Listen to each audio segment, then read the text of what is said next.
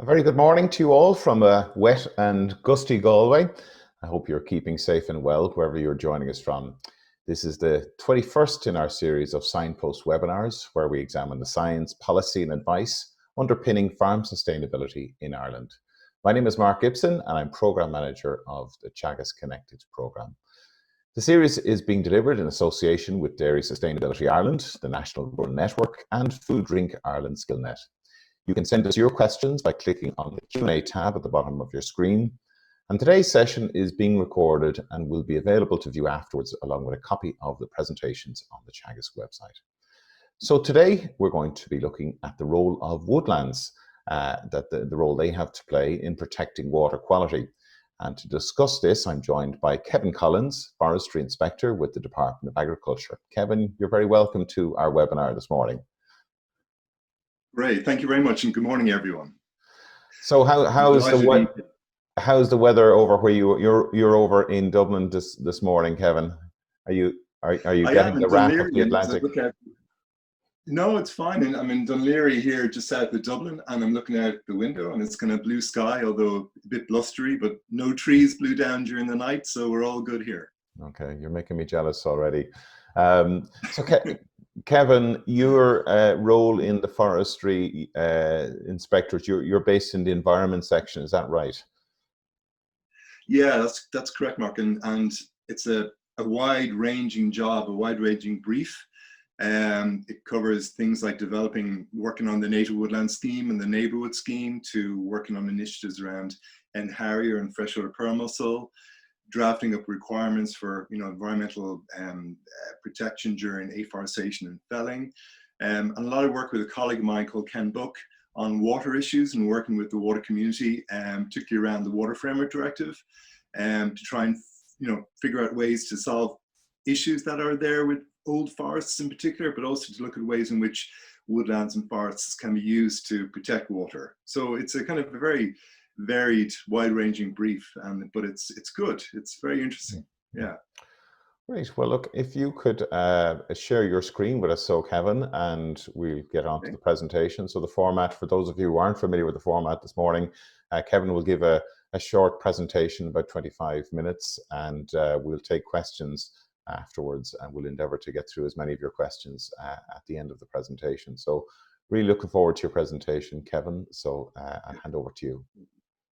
Great, Mark. And I presume you can see that presentation? Yes, that looks on the good. Screen now? Great. Okay. This is my first time presenting a webinar format, so it's kind of a little bit new to me.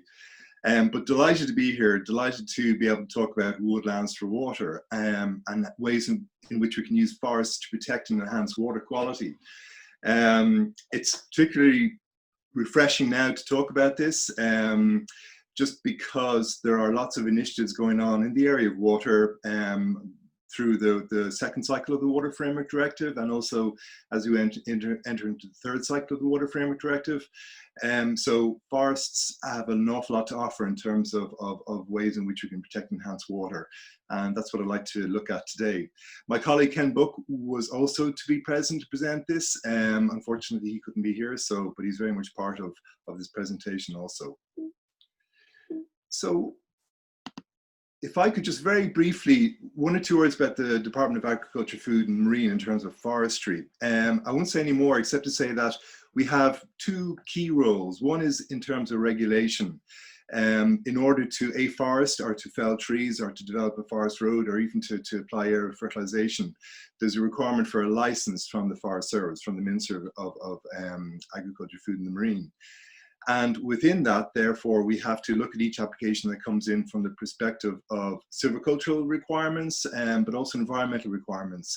And within that, things like the Habitats Directive and the Water Framework Directive and the EIA Directive very much come into focus. So that's one role that we have is in terms of the regulation of forestry activity. And we cover the private sector and Quilcha. But the other side of what we do is very much along the lines of promoting sustainable forest management via funding that we offer for different forestry activities. For example, the afforestation scheme is there, offering 12 different options for developing different types of forests. We have funding for forest roads, for tending and thinning, for CCF, continuous cover forestry. Also native woodland conservation, along with a native woodland establishment element within the afforestation scheme itself. The neighbourhood scheme to develop public amenities, woodland amenities close to where people live. And also just released there last week, this new scheme for woodland creation on public lands. And this effectively is funding public bodies developing native woodland for ecosystem services on public land. So it's a new scheme that has just rolled out. And the policy is there, but very much about the right tree in the right place, and trying to maximize the benefits that forestry can bring in terms of economics, in terms of social issues, and in terms of the environment. So it's all about very much kind of looking to see what the right tree is in the right place. And in that, forestry has grown over, rapidly over the last century. We now have around 11% of the land area under forest cover. Obviously, it's forming a massive carbon sink. It generates lots of economic activity.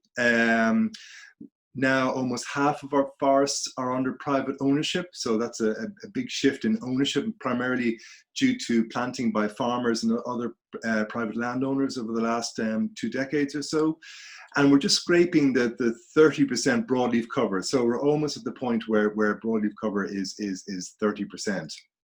So while it's a vibrant industry from the point of view of producing a product that generates employment and income, we also have a very strong focus on ecosystem services. And these, so, in terms of employment, everything from the nursery sector through to the realizing the timber from the forest, right through to haulage and sawmills, processing, what have you. So all the way through the stream, there are opportunities for employment and economic activity. But also ecosystem services, these very important co-benefits are very much part of our forest policy. Carbon, obviously carbon capture being a massive part of that. Alternative sources of energy, biodiversity, how do we use forests and woodlands to enhance biodiversity, for example, at the farm level, but also at the wider landscape level. Speaking of landscape, the role of forests in terms of enhancing landscapes. And also amenity and recreation is a massive part now in terms of, realizing the importance of having good quality woodland amenities where people live to visit, so that all the benefits in terms of the physical well-being, mental well-being, opportunities for education, celebration of local heritage, all these issues come to the fore. So they're all part of the mix. But also very important is water. And the idea that we have to be very careful under the Water Framework Directive and the Habitats Directive in terms of how we regulate forestry activity to make sure that it doesn't impact negatively on water quality, but also to look at ways in which we can use forests proactively to deliver benefits in terms of the protection of water. And that's very much what I'm focusing on here today. So just to dive a little bit into the River Basin Management Plan for Ireland, the current one which we're in, which is the second cycle, it runs from 2018 to 2021. And there was a massive characterization process that took place before to identify basically the types of risks that our various water bodies were facing. And there's one category, at risk water bodies, where forestry is a significant pressure. And I just want you to look at that map very, very quickly and just to keep it in your mind's eye, if you will. Just a little bit of background in terms of where we've come from historically. Ireland, as we emerged from the Ice Age, very quickly developed a very strong woodland cover. Up to maybe 85% of the island was covered with forests of one type or another.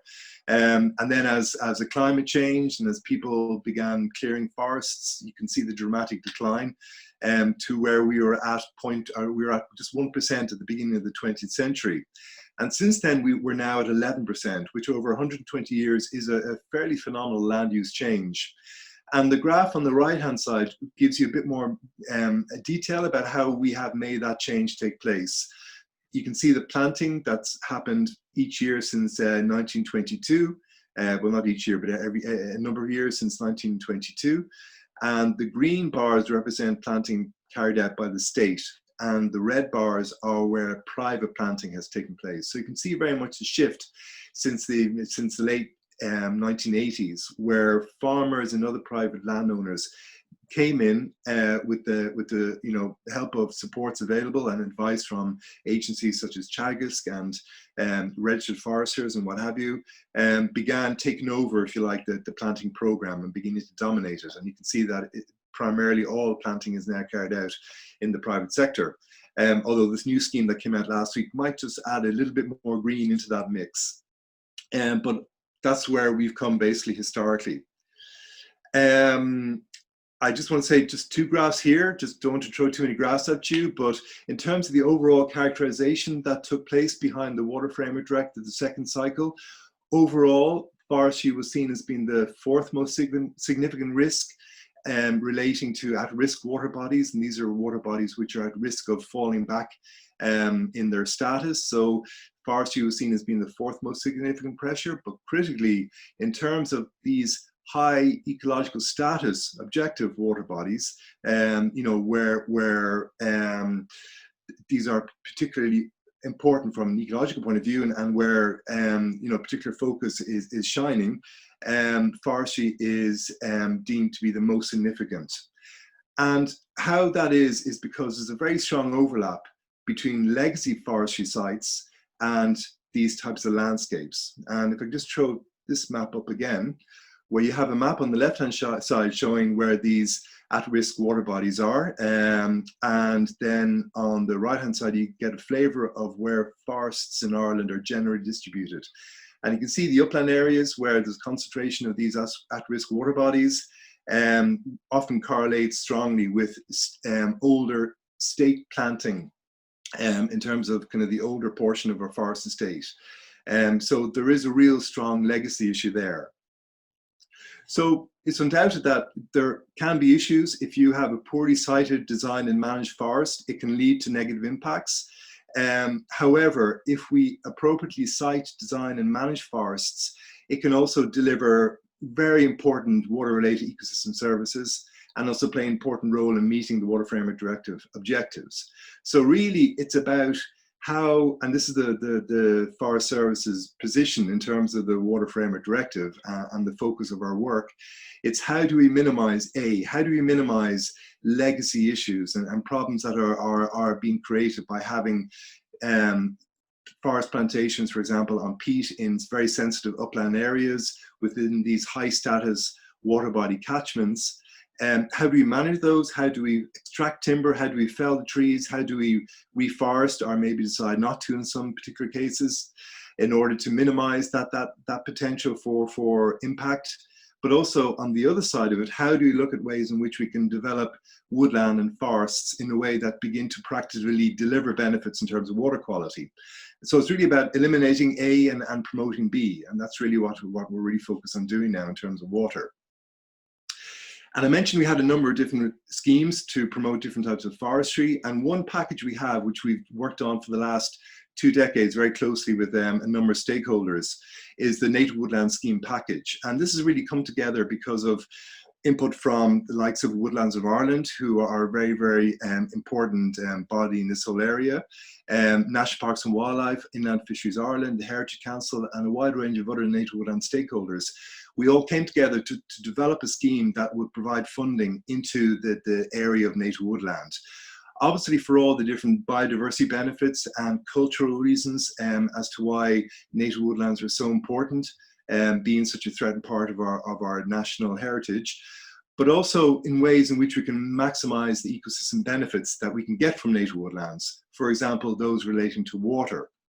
So the Nato Woodland Scheme, it has 2 packages within it, or 2 schemes within it. One is the Nato Woodland Conservation, and here are 2 photographs showing one application of that, where you're moving from a woodland that's has laurel, has non-native species such as beech, for example, and you're moving that over, you're restoring that into native woodland by removing those threats and replanting and fencing from deer and letting the woodland ecosystem begin to recover.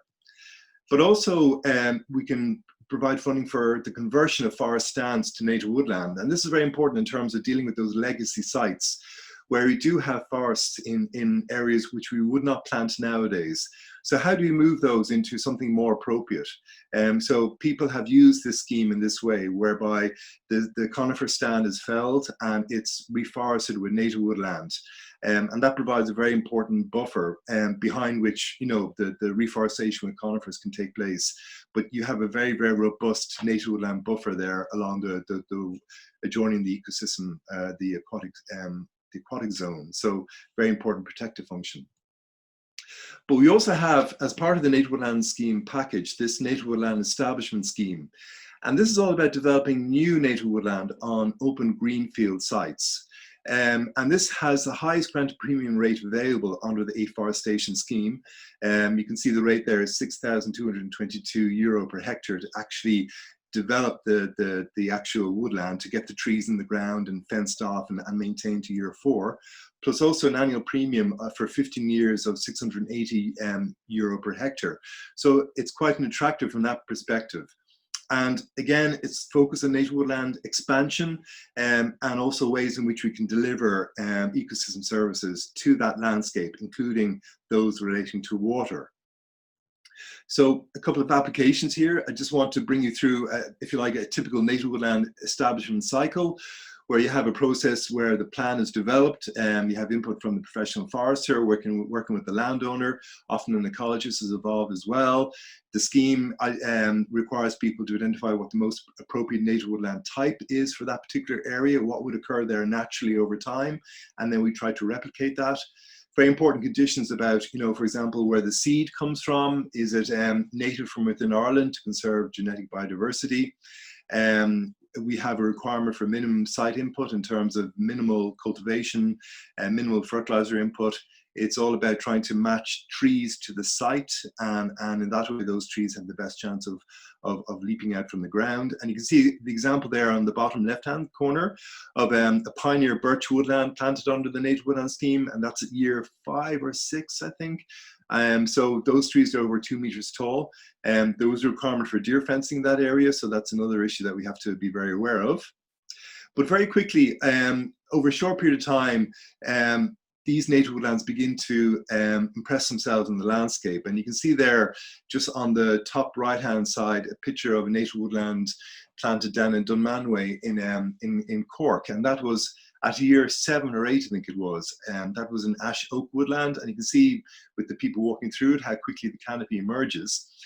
And very quickly, natural processes take over. For example, you know, seed fall drops into the woodland. You know, natural processes occur. Animals and plants begin to find a home there. And although it might be planted quite regularly and artificially, within maybe a dozen years, these natural processes really begin to have an impact on the ecology of these new woodlands. And over time, they gradually become more and more diverse and more settled. And very quickly, though, the benefits in terms of biodiversity, etc., come to the fore. But the key one we want to focus on here is that in relation to water. So here's just an example of, this is actually the very first site planted under the Native Woodland Scheme in Ballyvarry up in County Mayo. And that field there, rough grazing field, was planted with a mixture of birch and other species. And over time, you can see that photograph in the bottom left-hand side, it's what the site looks like, I think 18 years later. And what you have there basically is you have an unplanted water setback, which allows for the natural riparian vegetation to come to the fore, to act as an additional kind of buffer, but also as a kind of a wildlife corridor. And then behind that, you have the canopy of native woodland beginning to emerge very strongly. And you can see that being used as part of on-farm mitigation, for example, in terms of the protection of water, but also on-farm measure in terms of biodiversity and landscape and all of these other benefits and services that are very much to the fore. So even very small buffers placed in individual fields, you know, we don't need to go any more than 20 meters wide, for example. Even those very, very small buffers can provide massive benefits in terms of the protection of water. And the benefits are very large and very varied. For example, having a native woodland buffer like this It has been shown to reduce sediment mobilization and runoff into watercourses. So you have a buffer basically of natural vegetation which can pull out sediment and nutrients that might come through it from overland flow. Stabilizes banks. So there is a big issue, I know, in many areas of banks being washed out and eroded, particularly with these kind of storm events that we are now seeing more and more of. So by having this kind of approach where you begin to stabilize the actual bank with riparian vegetation, strengthened by riparian species such as willow, for example, that aids that process in terms of restoring the stability of our banks. Input of food, for example, the leaf drop of native species into the water itself, that provides a food source and a source of energy for the aquatic ecosystem. So, you know, that's a very, very important part of the aquatic ecosystem. Provides shading and cooling of water. Now, we're not talking about having trees all the way along the watercourse, which would lead to tunneling, but there are situations where small groups of trees can be planted along the riverbed or along the stream bank, and that can provide very important shade and a very important cooling effect. And there is an issue nowadays, particularly during summer months, where with low flows in the water and high temperatures, where you have negative impacts in terms of aquatic ecosystems and aquatic life, fish, for example. So this cooling effect can be very, very important. This approach can also help regulate floodwater in terms of putting in place natural flood retention measures to slow down the flow of water over the landscape, and also to provide these sinks where the water is stored and released gradually over time. And as I mentioned before, the whole restoration of the riparian ecosystem. And you can see the photograph there, for example, where natural processes begin to take off, and suddenly you have a habitat forming for the likes of kingfisher and otter and other kind of linchpin species. So very, very important from the point of view of riparian ecosystem restoration. And that in itself develops these biodiversity corridors along our watercourses. So we've dived into this area in a big way within the department, and we produced this document, Woodland for Water, which really just tries to present this approach into the water community. And we did this for the second cycle of the Water Framework Directive. So it's available online, and we have explored each of these benefits and dived into the literature to pull out the whatever research is there to underline the case. So that might be a document that people might want to dive into to get more information about this area. But of course, other co-benefits arise from this approach. There's a number of different types of wood products that can be gained by the landowner. Everything from this coppice restoration project in Ballyvarry again in Mayo, smaller market, but nevertheless very valuable produce like charcoal and bespoke furniture, firewood, and also on the right-hand side, the ability to grow very valuable saw logs, for example, over time. So that also forms part of the native woodland scheme, where it is compatible with native woodland ecosystems and the biodiversity. And by managing these forests using continuous cover forestry principles, realizing this type of wood is possible from these native woodlands, and it is encouraged where appropriate. I mentioned the whole issue of on-farm biodiversity, but also the biodiversity begins to develop at a landscape level by planting these native woodlands along watercourses. There's a range of plants and animals there. And not to forget on the bottom right-hand side, just a small diagram of what happens under the ground, because most of the biodiversity in our native woodlands is under our feet in terms of everything happening there. So just to flag that with people watching. Other very important ecosystem services, carbon capture, of course. People, the idea that these native woodlands, landowners may be open to providing access to local communities, for example. The whole idea of connecting with Ireland's deep past. There's a picture here of a large canoe in the National Museum in Dublin, which just gives an indication of what type of trees, the very stature of the trees that existed on this island in times past. So by creating native woodlands, it just gives us that little window into the deep past, as well as all these other benefits, including water benefits. So there's a whole strong community now emerging in Ireland regarding native woodlands. We have with the scheme, developed a number of training courses with Woodlands of Ireland, where we've brought ecologists and foresters together to look at ways in which we can develop native woodlands, new native woodlands, and restore existing native woodlands.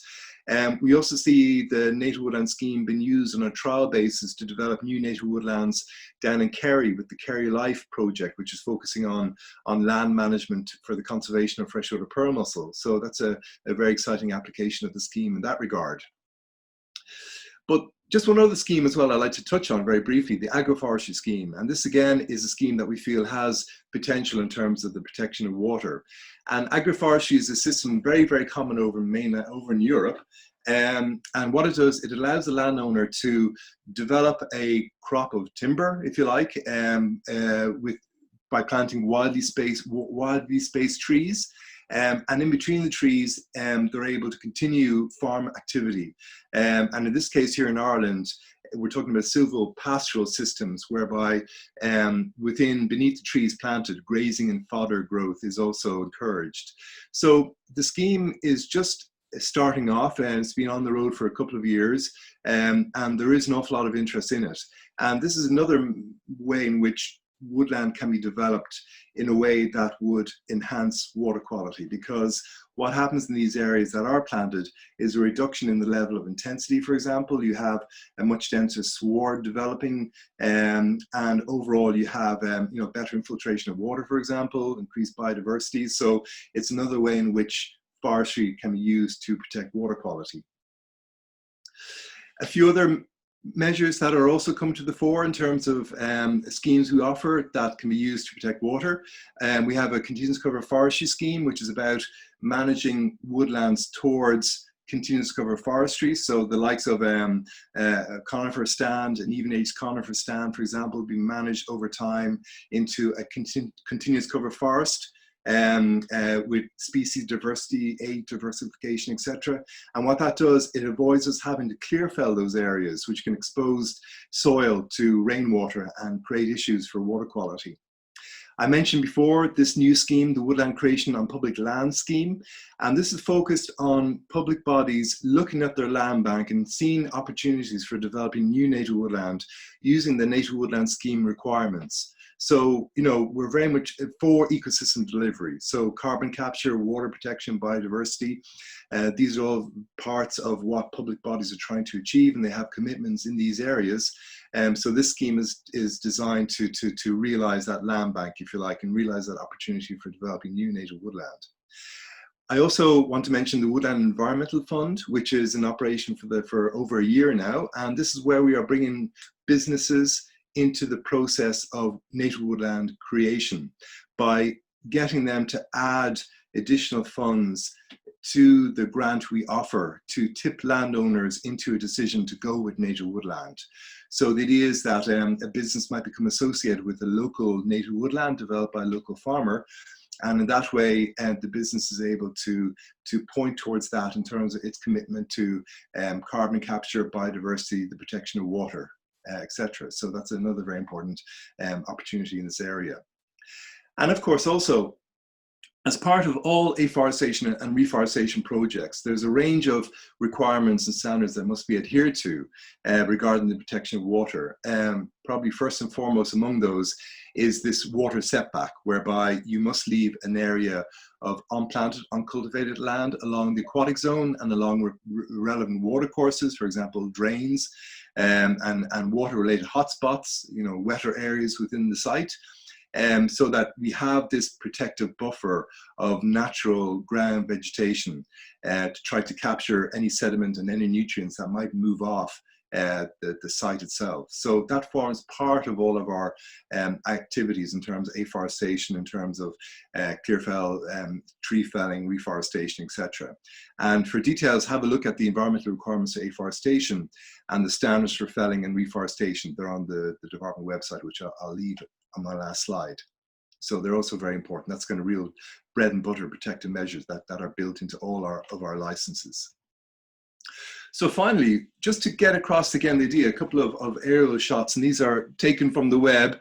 It's just to demonstrate how native woodlands can be used as part of on-farm mitigation to protect water quality. So the idea of developing these permanent semi-natural habitats close to aquatic zones, close to streams and rivers, and also, along important drains, for example, and how effective they can be in terms of intercepting sediment and nutrients, in restoring the ecological functionality, if you like, of the riparian zone and the aquatic zone, and how they also deliver lots of other co-benefits in terms of biodiversity, the landscape, and the opportunity for timber, for example, and wood products for the landowner, him or herself, and how they can impact at a farm level, but also very much at a landscape level. And if you pull back away from the map, if you like, of a locality, and visualize the idea of having pockets of native woodland strung out along a watercourse going through a landscape, and those woodlands located strategically where the benefits that they deliver to water are maximized, that would really maximize the opportunity for how forests can deliver benefits in relation to protection, enhancement, and enhancement of water quality. So, if you like, the real kind of a nub of the issue, nub of the problem is, how do we achieve the idea of a landscape approach? How do we achieve this idea of identifying within an area where ideally pockets of native woodland should go in order to protect the watercourse, and then how to bring landowners in together and to realize that vision in a coordinated way. So we have lots of the tools to make this happen, but we still have to get over that little hurdle, if you like, to bring it all together. But having done that, we're well on the way to this kind of image, and this is from the second cycle of the Water Framework Directive, just giving an idea of the different land uses that take place within any one water catchment. And you can see there how small woodlands, hedgerows, pockets of trees, for example, are very important within the landscape itself, in terms of slowing down water, in terms of natural water retention measures. The idea of there is definitely a place for commercial conifer plantations and commercial conifer forests, in terms of an economic backbone of Irish forestry. And how do we manage those in a way that protects and enhances water quality? And also, how do we engineer in more native woodland, more continuous cover forestry, more of these semi-natural permanent areas along our aquatic zones to really maximize the potential that trees, woodlands and forests have in terms of protecting and enhancing water quality. So it's all very, very exciting work at the moment that's going on under the Water Framework Directive, and particularly the third cycle. And we're very much working closely with them, and also with partners such as Woodlands of Ireland, in terms of further refining and enhancing the native woodland scheme. And I'm also very hopeful with this new scheme targeting public lands, that we'll also see significant areas of native woodland being developed in that sector, if you like, also focused on things like carbon, biodiversity and water quality. So that's very exciting as well. So Mark, I'm running out of steam here. We're running out of breath. So I just want to leave people with my contact details, and also contact details of Ken, my colleague, who also works very closely with me on the Water Framework Directive issues. I also want to throw up there our colleagues in Teagasc, the forestry advisors, who are also always available to talk with landowners about opportunities for forestry. So they'd be well aware of this whole area. And also Joe Garran of Woodlands of Ireland. And I mentioned before, we've always worked very closely with Woodlands of Ireland on developing the native woodland scheme and developing this application of it. So Joe is now there heading this effort with Woodlands of Ireland. So I just want to throw up his contact details as well. So thank you very much. Thank you, Kevin. That was an excellent presentation. Really enjoyed those slides where you can see the before and after effect. Particularly over a long period, the effect of that margin, and then your forestry setback. It's very visual. Lots of excellent questions coming through. But before we get to the questions, I suppose it's a general point that has been made to me on several occasions. I own a little bit of forestry myself, but I often have a chat with the forestry industry around the environmental side of forestry, and there is a view out there that the environmental restrictions are over restrictive and slowing down the rate of growth. that's the graph that you showed there, showing the inventory since 1922. I mean, there's been a very sharp increase over that period, but I think, are we seeing a flattening in that curve? Yeah, Mark, we are. I mean, in one way, I'm delighted to be here because it takes me away from what currently is dominating my work and the work of a number of my colleagues. It's dealing with this backlog that is built up within the licensing system as we rapidly change our appropriate assessment procedure to meet the legal requirements. So, and you might be aware that we're dramatically upskilling with ecological resources within the inspectorate. We now have 6 or 7 full-time ecologists and a similar number that we were working with on a consultancy basis. And we have now a very detailed plan to start moving through this backlog that has built up. So, yeah, there are very stringent environmental requirements and procedures that we do have to go through, particularly in relation to appropriate assessment, which is, you know, the basis for the backlog, because there is a sharp focus on forestry at the moment, and there have been changes in the interpretation or clarifications in the interpretation of the Habitats Directive at an EU level and also in the national courts. So we're emerging from that very dense 2-year period of turmoil. And we're now beginning to move through files, albeit slowly at first, but hopefully over time that'll speed up. So yes, there is that kind of dichotomy insofar as we are trying to promote a land use that, if done properly and if well cited, has all of these benefits, environmental benefits. But at the same time, we're held back by these environmental requirements. But the two aren't necessarily exclusive. We just need to get the environmental requirements sorted during the application process, and then that'll let us really, you know, go for it in terms of delivering forests which tick all the boxes. So yeah, we are in this period of change at the moment. It's challenging.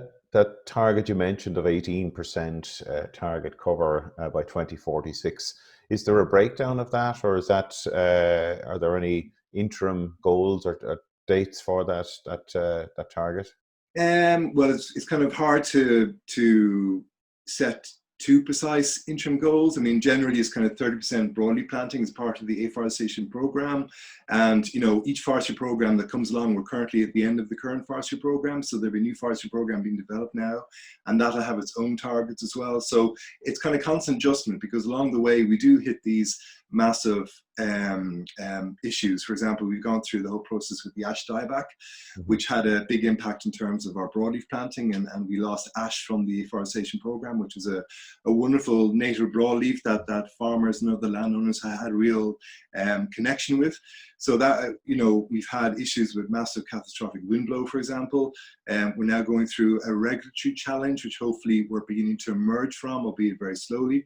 So, you know, we will meet other challenges on the way, but I think we'll also see opportunities emerging. And I mentioned the new scheme we have in terms of reaching out to the public sector and reaching out to businesses, for example. And that has realized a lot of different opportunities in terms of native woodland, and I think it'll continue to do so. So it's hard to kind of predict too far how we're going to achieve that end target, but it's like it's on a program to program basis. Okay, Kevin, we're getting a lot of interesting questions coming through here, so we better get to them. So the first question here is, if the native woodland scheme is so attractive, why has uptake been disappointing, and what policy measures are needed to change this? Well, the target under the forestry program was 450 hectares per year. And before the current slowdown hit us, we were beginning to, I think we were exceeding that actually. I think we reached 500 hectares per year. It did take time to build up within the current forestry program, but we were beginning to hit that target for 1 or 2 years. And then unfortunately, we're into this process, into this period here where we have this logjam. But I think that in terms of the percentage of afforestation that is being approved now, native woodland is probably making up quite a significant portion of that. And we do see an ongoing increase in interest in the scheme among the mainstream forestry sector, if you like. Like for a long period, native woodland creation, you know, there are always operators who are very keen on doing it and landowners who are very, very keen on realizing new native woodland. But it's very much over the last couple of years moved into the mainstream. And what we are really pushing, and we're beginning to see it now, is that native woodland plots form part of a general afforestation. So you might have an afforestation project involving GPC3, which is primarily Sitka spruce, for example, with 15% broadleaves and 15% open space, plus plots of native woodland adjoining watercourses within the more sensitive areas, for example, of the project area. So that type of mix and match is really where we'd love to go with the native woodland. And we're seeing it become like that as it becomes more and more mainstream within the forestry sector. What about, Kevin, for grassland farmers, tillage farmers? How attractive are these schemes and how do they interact with existing schemes such as the basic payment schemes and so on?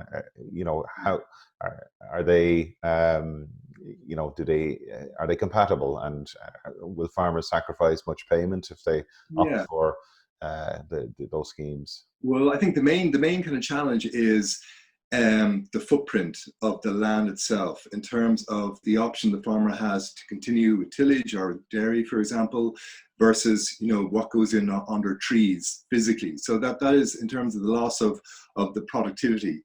And that's why we're in those areas, we're trying to stress that even very small areas planted with native woodland can have major benefits in terms of protecting water, in terms of on-farm biodiversity, etc. So, you know, very small strips of native woodland in key areas on the farm may not take up that much footprint, but can deliver, you know, a wide range of these benefits and really kind of engineer into the farm landscape a permanent mitigation in terms of water quality, in terms of biodiversity. So we fund native woodlands down to 20 meters in width, plus 10 meter wide aquatic setback. So we're looking at a 30-meter strip. Now that can get narrower as well in pinch points. So it's not like a straight line, if you like. So along the watercourse, but also there might be areas elsewhere on the farm which can act as a source of issues. For example, it could be a wet area or around farm buildings, for example, where pockets of native woodland can be effective as water retention measures. So we can get down to that type of width. Now, obviously, there is an opportunity there to blend seamlessly into what the other environmental agri schemes offer, for example, in terms of smaller pockets of tree planting and individual tree planting. But in terms of native woodland, that's what we can go down to. So in terms of the land take within a tillage farm, you know, carefully identified areas can make all the difference if they are brought into native woodland. Okay, very good. We have a question in relation to that conversion of I think of existing plants, yes, or plantations. What conditions need to be met to be eligible to convert a conifer plantation to native woodland under the Native Woodland Scheme conservation? Okay. Well, yeah, there are, I mean, there's a scheme document on the website, and that lists around 7 or 8 different criteria. And if you hit one of those, you know, game's on, if you like, you know, potentially you're eligible for funding. So things like, you know, are you adjacent to a known ancient native woodland, for example, or are you within a water sensitive area? You know, is there a particular focus on designated areas, for example? So there are a list of criteria, and if you meet one of those, well, then you're open to that.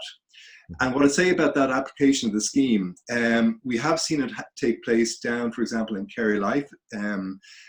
We have seen it in other areas of the country where a stand of conifers has been clear-felled or is about to be clear-felled, and it's deemed, because of the sensitivity of the site in terms of designations or in terms of water, it will be more appropriate to go back in there in native woodland.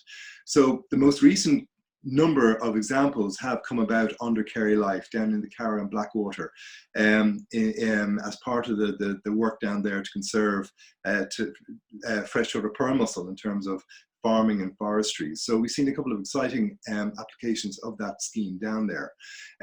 So yeah, those are the types of conditions that are required. Interesting question here about the role of forestry and woodlands in controlling flooding. Which woodlands, or is there evidence here to show the extent of which woodlands reduce surface runoff and thereby downstream flooding? Yeah, I know of one or two research projects which are underway, which haven't been published yet, which kind of begin to dip into this from the Irish perspective.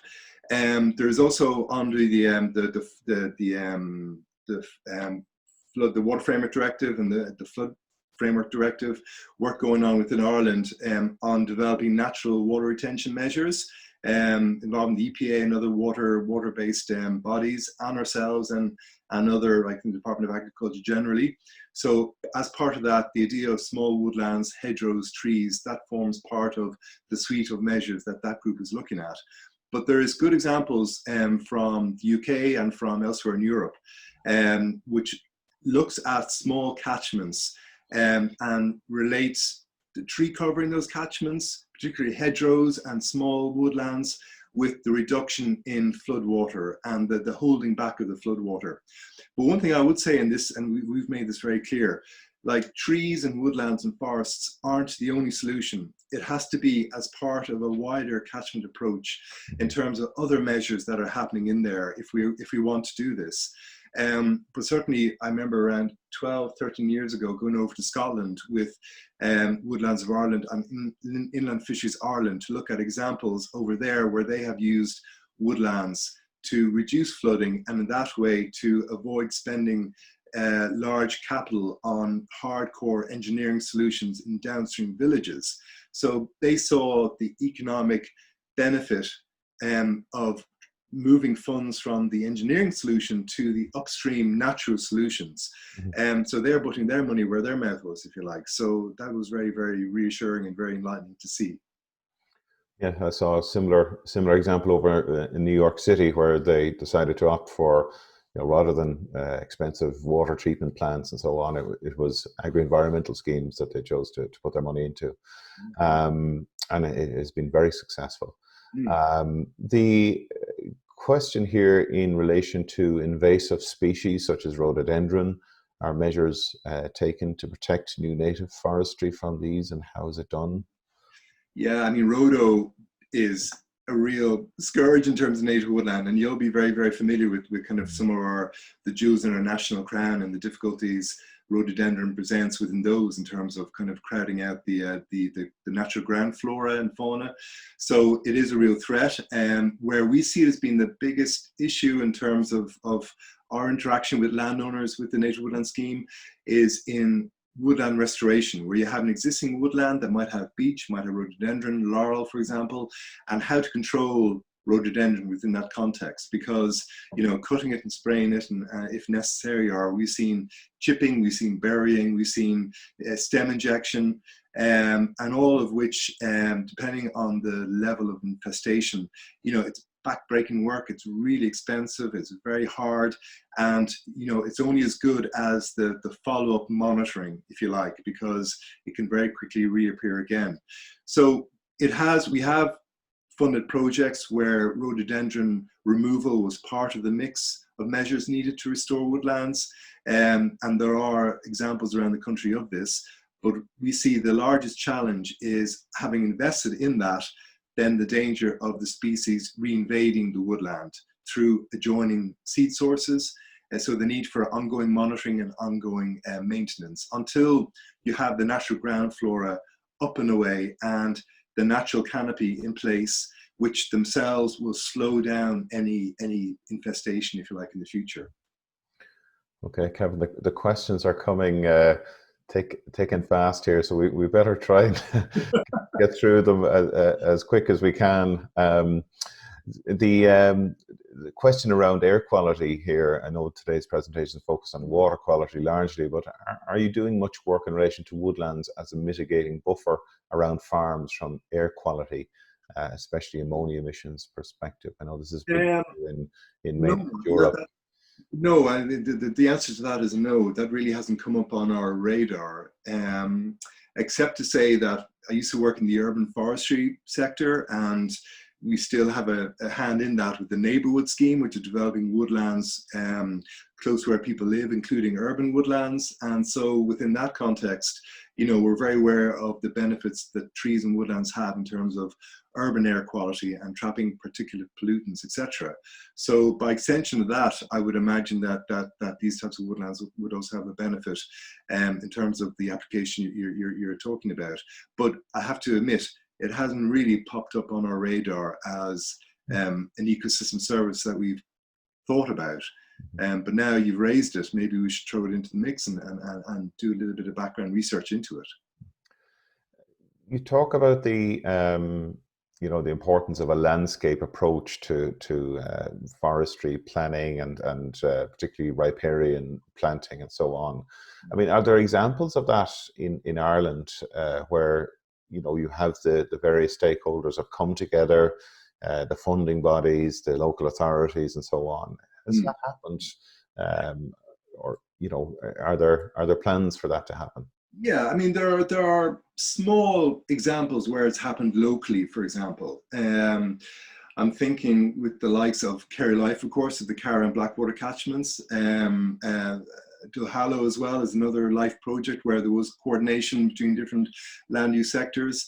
You know, we are working closely with the EPA and the catchment unit there to try to figure out ways in which we can identify key areas, localities where native woodland would be very beneficial. And then, you know, ideas about how we then reach into that community and promote the idea of having more native woodland in that area and where to put it. We've also met very much with the local people in terms of their engagement with local communities and to raise the awareness there among those communities of the likes of the neighbourhood scheme as part of local developments along watercourses. You know, so we're kind of pushing those types of opportunities. There are examples where you have adjoining landowners, for example, Cuilcha National Parks and Wildlife, and there's one particular location out the west, which I'm thinking of, where you had a mixture of National Parks and Wildlife woodland, Cuilcha woodland forest, conifer plantation, and also a private landowner strung out side by side, and all managing their areas in a consistent way to consolidate into a larger native woodland. So those are kind of examples of best practice, if you like, that are out there. But we don't have enough of them yet, I'm afraid, but striving for them. We have a long question here, but if I could summarize it, there's a person here that feels that maybe farmers, you know, asking farmers to take a 30-meter strip alongside a watercourse, it may be too much of an ask. And is there a potential there to reduce that width, overall width that's needed? Yes, and that's a really good question. And it was a real challenge that we had in Kerry Life, for example, because you had farms which were, you know, they had, you know, the best part of the farm, if you like, was down towards the watercourse, and yet we were asking for this scallop of land to go into native woodland. But how it transpired was that, you know, it doesn't need to be all the way along the watercourse, and it doesn't need to be in a kind of a solid line. It can be in small blocks as well. So, but there are opportunities for that 30 meters to come down at pinch points, for example. So it doesn't need to be a solid 30-meter band. So it can kind of breathe in and out, if you like, and it can melt down into nothing and then pick up again at the far end of the field and expand out again. So it's kind of looking at each field and looking at the topography, looking at where water flows, and, you know, focusing the woodland, if you like, where the water passes through, because that's where the benefits in terms of the vegetation within the forest, on the forest floor, absorbing sediments and nutrients as it passes through, as water passes through. So, you know, it's about looking at how water flows over the field and towards the watercourse, and locating the plot of woodland strategically to intercept that flow, if you like. Okay. question in relation to the level of impact of forestry clear felling, harvesting machinery and general harvesting operations on water quality, and particularly in high status sites and upland areas. What type of training, if any, would support forestry operators in terms of best practice? Is there, are there I know there are guidelines, but are there actual training or mandatory implementation of these guidelines? Well, there is by de facto, because most of these forests have come about because of public planting in the past and are therefore managed by Quilcha. So the majority of these kind of legacy sites in upland areas, they are managed by Quilcha. And Quilcha have a training program and a training program for training requirement for its own contractors. So there's a whole kind of process in there. If you want to be a contractor working within a Quilcha forest, you must undergo contractor training, and you must be certified as having done so. And they also have kind of checks and balances and inspections and what have you. So, you know, that's by de facto, that's where the training input is going. But there is, in terms of you know, issues and challenges around clear felling these areas, there is a requirement to clear fell them, because very often there is very limited room for opening up smaller coops or transfer them via continuous cover forestry, because these are very often even-aged uniform stands on peat.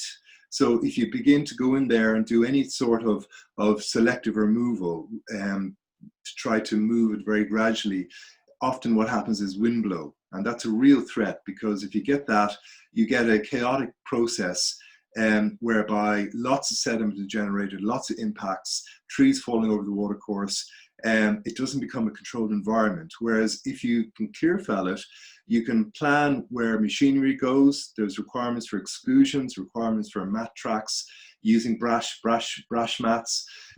Harvesters and forwarders, which are the typical machinery used for these operations, are very low soil pressure machines. And if we can get that operation over and done with, well, then the reforestation can incorporate the likes of the water setback, can incorporate areas earmarked for native woodlands or continuous cover forestry. So at reforestation, we can restructure the forest that goes back in there so that we don't meet these issues again. And that's where the real kind of opportunity for proactive change is. It's how we restructure these forests after clear fell. But the operation of clear fell, it is a very sensitive one in terms of the potential impacts it can generate. So a lot of focus is on making sure that doesn't happen. Kevin, we have a question here. We're just coming close to the end of today's session, so we're trying to squeeze one or two, if we can maybe brief in your responses. Is there any plan to award farmers who plant forestry any kind of carbon credits? That is out of my area, but as far as I know, the answer is no. Okay. So, and are there any discussions around this? And again, I don't want to stray too far, unfortunately, because there are other people. I have so much on my plate. You know, there are other people who are working full time on that. Yes. Okay. But there is work going on this. Well, there are discussions going on about the whole issue of forests and carbon, and you know, you have COFOR Council inputting into it. It also comes up regularly with forestry representatives and farming representatives in discussions. So you know, it's something that is boiling away all the time. Yes. Okay, very good. Kevin, we're going to have to leave it there. There are more questions, but what I'll do is I'm going to send those questions on to you, and if it's possible, or if you think it's appropriate, maybe provide individual responses. We can provide you with contact details of the people who submitted the question. Right. So, look, thanks again. Really, and really positive feedback here from all of our viewers here about to your excellent presentation today, so thank you for that. I just want to also thank our production team for organising this series, Andy Boland, Pat Murphy and Yvonne Maher, and of course all of our partners. And so from myself today, and thank you for tuning in today. Next week, we'll be hearing about energy in agriculture, and Barry Caslin is going to be joining us to talk about that. So we do join us next Friday at 9:30.